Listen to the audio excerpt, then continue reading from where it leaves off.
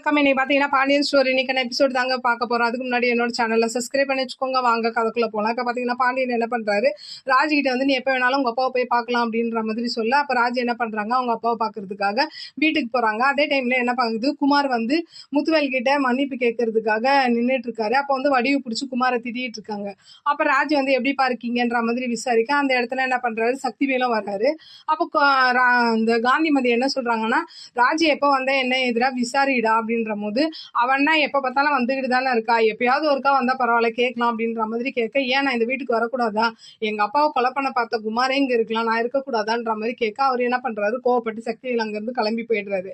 அடுத்த சீன் என்ன ஆகுது, பழனி என்ன பண்றாரு, அவர் பிறக்க போற குழந்தைகிட்ட வந்து ரொம்ப இன்னைக்கு நடந்த விஷயத்த, கடையில என்னென்னலாம் நடக்குதுன்ற மாதிரி விஷயத்தெல்லாம் பேசிட்டு இருக்கு. இது காந்திமதி முத்துவேலும் பார்த்து அப்படியே ரசிக்கிறாங்க.